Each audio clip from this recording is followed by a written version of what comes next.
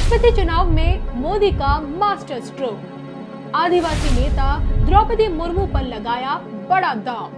BJP का आदिवासी कांड क्या पार्टी को 24 में जिता पाएगा? क्या विश्व में बढ़ेगा भारत का मान? क्या आदिवासी खींचेंगे दुनिया का ध्यान? देखिए सिर्फ धर्म ज्ञान पर। नमस्कार, धर्म ज्ञान के दर्शकों का स्वागत है। मैं हूं आपके साथ कविता राणा, मेरे साथ आचार्य राकेश चतुर्वेदी जी। नमस्कार मित्र, नमस्कार। अटल जी की मिसाइल की तरह अब मोदी जी के ब्रह्मास्त्र ने भी विपक्ष को चित कर दिया। जी हाँ, एक दौर वो था जब अटल जी के पास राज्यसभा में और लोकसभा में बहुमत नहीं थे, लेकिन उनकी पार्टी ने राष्ट्रपति उम्मीदवार के तौर पर जब उन्होंने एपीजे अब्दुल कलाम जी का नाम आगे रखा तो विरोधियों की भी बोलती बंद हो गई और एपीजे अब्दुल कलाम जी हमारे देश के राष्ट्रपति बन गए। और इसी तरह अब पीएम मोदी ने भी आपकी द्रौपदी मुर्मू, जो कि आदिवासी समुदाय से आती हैं, और जैसे ही उन्हें राष्ट्रपति उम्मीदवार के तौर पर उन्हें आगे रखा तो विपक्ष की भी बोलती बंद हो गई। और ना चाहकर भी जो विरोधी है, मोदी विरोधी हैं, उन्हें भी अब मुर्मू के समर्थन में वोट डालना पड़ेगा। और एक तरह से देखें तो उनके राष्ट्रपति बनने की जो दावेदारी है, उसकी संभावना जो है बनने की, वो पूरी तरह से है। अब सवाल ये उठता है कि आपके अटल जी की मिसाइल के बाद अब जिस तरह से मोदी जी के ब्रह्मास्त्र ने विरोधियों को पस्त कर दिया है, इसका असर 24 के लोकसभा चुनाव में कैसा रहेगा?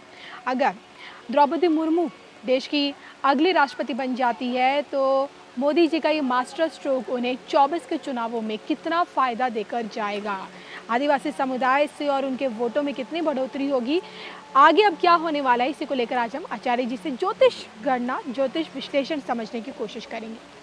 तो सबसे पहले तो आचार्य जी, मैं आपसे ये समझना चाहूँगी, मोदी जी का हर मास्टर स्ट्रोक टारगेट पे जाकर ही लगता है, ऐसा क्यों? देखिए, एक बहुत अच्छा आपने चर्चा किया, पुरानी यादों को दोहराया, तो वहीं से शुरुआत करता हूँ और वहीं से शुरुआत करने पे बहुत अच्छी तरीके से हमें क्लियर भी हो जाएगा। ज्योतिष का जो गणना है, अगर हम बात करें आदरणीय हमारे स्वर्गीय पूर्व प्रधानमंत्री अटल बिहारी वाजपेयी जी, उनके बारे में कहा जाता था कि विदेश डिप्लोमेट्स में, विदेशी नीति में वह महारथी थे। लेकिन उनके कुछ प्लैनेट, अब देखिए यहाँ पर ग्रह कैसे खेल करते हैं।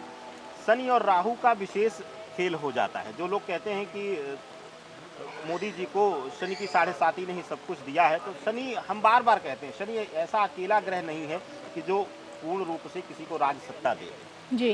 राहु और केतु कलयुग में शनि के दोनों हाथ हैं, पूरक ग्रह हैं, और यह दोनों बहुत इफेक्टिव होते हैं जब शुभतापूर्ण स्थिति में होते हैं जी। अटल जी के साथ एक बहुत बड़ी दिक्कत थी कि वह अपने लोकल, जो कहते हैं कि पारिवारिक कूटनीति या लोकल स्तर पर जो कूटनीति थी, उसमें वह बहुत ज़्यादा खेल नहीं करते थे। लेकिन फिर भी उस समय की चाल को चलते हुए, जब उनके पास अपर सदन में और लोअर सदन में दोनों में ही अस्थिर स्थिति थी, और अपर सदन में तो उनके पास बहुमत था ही नहीं राज्यसभा में, उस समय उन्होंने ऐसा खेल खेला, एक ऐसा नाम रखा, जबकि लोग उस समय भी कट्टरता आ रही थी जातिवादिता को लेके, और उस समय ऐसे नाम को आगे कर दिया कि बीजेपी के लोग जानबूझकर विरोध नहीं कर पाए कि हम पार्टी विरोध में फंस जाएंगे, और अन्य लोग जातिगत समीकरण में फंस गए कि अगर वह विरोध करते हैं तो एक विशेष वर्ग समुदाय जो है वह नाराज हो जाएगा। तो कोई भी इधर उधर हुआ नहीं, और बिना बहुमत होते हुए उन्होंने एक तरफा उनको राष्ट्रपति बनाने में कामयाबी हासिल की। अब आते हैं माननीय योगी जी की कुंडली में, मोदी जी की कुंडली में, जो आपने चर्चा किया।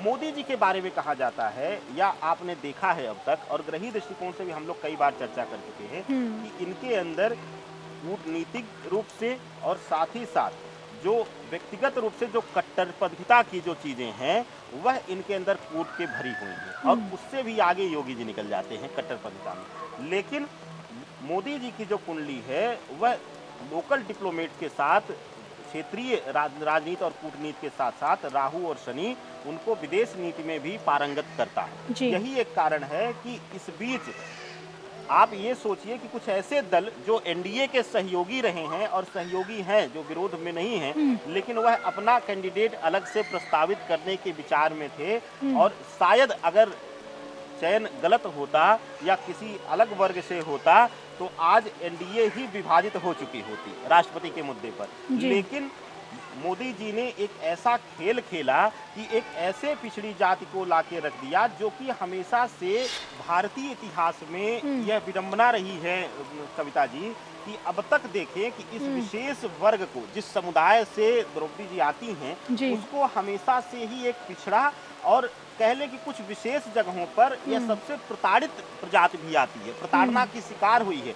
यह लोग हमेशा से वांछित रहे हैं, राजनीतिक रूप में भी और सुख सुविधाओं के रूप में भी ये वांछित रहे हैं। तो इस समय एक ऐसा पत्ता खेला है जो जातिगत वर्ग समीकरण और इस समय के धर्म इमोशंस को भी दाव पे रखकर इन्होंने एक ऐसा ब्रह्मास्त्र चलाया है उस मिसाइल के बाद, उस मिसाइल मैन के बाद एक ऐसा ब्रह्मास्त्र दिया है कि जो अपने विरोधी थे वह भी शांत हो गए हैं, जो विपक्षी थे वह भी ना चाहते हुए भी पक्ष में आ जा रहे हैं। क्योंकि कुछ भारतवर्ष के कुछ राज्य ऐसे हैं जिनमें इन पिछड़े वर्गों का एक विशेष समूह बहुत ही बहुतायत संख्या में पाया जाता है और कुछ राज्यों में तो कुछ विशेष एरियो में राजनीति का केंद्रीकरण ही इन्हीं के ऊपर है। तो ना चाहते हुए भी पक्ष और विपक्ष दोनों ही इस ऐसे नाम पर, इस ब्रह्मास्त्र पर झुकने के लिए तैयार हो गया है कविता जी। और यह जो खेल करवा रहा है वह ग्रहीय समीकरण करवा रहा है कविता जी, क्योंकि बहुत ऐसे नाम थे, बीजेपी के ही शीर्ष नेता ऐसे थे जो इसमें लगे हुए थे राष्ट्रपति की रेस में, और कुछ ऐसे नाम थे जो एनडीए के साथी रहे हैं, सहयोगी रहे हैं, उनके ऐसे शीर्ष नेता थे जो शायद विपक्ष भी उनके नाम पे मोहर लगा देता। लेकिन उन सब को दबाने में एक बहुत बड़ी भूमिका रही। एक ऐसा बड़ा खेल रहा है कि एक विशेष वर्ग तो आंख बंद करके, अब यहाँ पर विरोधी का सवाल ही नहीं रह जाता है, वर्ग समूह का आ जाता है, तो वह तो आंख बंद करके सपोर्ट में आ गया। और बीजेपी तो इस समय सदन में बहुमत में है ही, तो बीजेपी के लोग भी इससे दूरी नहीं बने। तो कहते हैं कि राहु और शनि जिसकी कुंडली में राजयोग लेकर आ जाए और जिसको वह खेलना सिखा दे समय के साथ, तो वह काल के साथ भी खेल सकता है, वह अपनी मृत्यु से भी नजरें चुरा सकता है। इस तरीके का योग देता है कविता जी। तो द्रौपदी मुर्मू नाम का ये ब्रह्मास्त्र जो कि पीएम मोदी ने चल दिया है, ये ब्रह्मास्त्र इनको 22 के आगामी चुनावों में और 24 के चुनावों में कितना फ़ायदा देगा? क्योंकि आदिवासी समुदाय पर अब तक की अगर देखा जाए, रिजल्ट देखा जाए वोटों को लेकर, तो बीजेपी की पकड़ हमेशा कमज़ोर रही है। आदिवासी वोटों को लेकर, पिछड़े वर्ग को लेकर, इन पे कांग्रेस का ज़्यादा देखा गया है, इन पे रुझान जो कांग्रेस का देखा जाता है, कब्जा। क्या लगता है अब आगे क्या होगा? 22 के और 24 के चुनावों में कितना फ़ायदा मोदी जी के इस दांव से पार्टी को मिलने वाला है?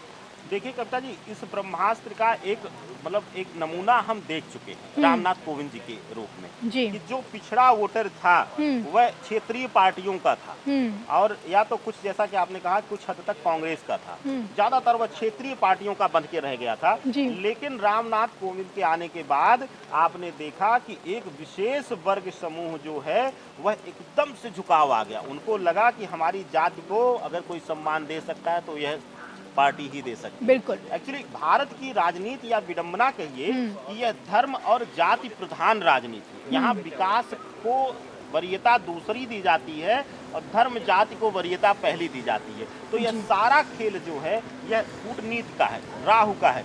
राहु और शनि मिलते हैं तो आपको वह शक्ति देते हैं कि किसी की भावनाओं के साथ और किसी के मन के साथ आप खेल सके। तो जो आपने कहा कि द्रौपदी जी जो हैं वह आने वाले चुनाव में एक बहुत बड़ा अहम कार्ड साबित होंगी, जो कि इनको 2024 में एक विशेष वर्ग समूह का साथ दिलाएगा और उन जगहों पर भी इनको फिर से साख में आने का मौका देगा जहां इनकी साख बीजेपी की समाप्त होती जा रही थी। कविता जी चलिए, तो ये थे मेरे से आचार्य राकेश चतुर्वेदी जी, जिनसे मैंने जाना कि मोदी जी का ये दांव, उनका ये ब्रह्मास्त्र अब पार्टी के लिए और पार्टी के लिए कितना फ़ायदेमंद साबित होगा और विपक्ष को आगे जाके कहाँ धराशाही करेगा। इसी के साथ मुझे और आचार्य जी को दीजिए इजाज़त। नमस्कार।